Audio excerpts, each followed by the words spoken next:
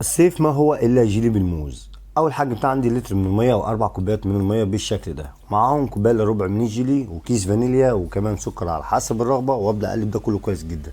نصيحه مهمه جدا او كويسه قوي، ان انت مهما تقلب فيه ولسه يديك بياض على الوش يبقى كده لسه ما استواش. لكن لما تقلبه حاجه بسيطه ويبقى غالي بالشكل ده يبقى كده تمام قوي.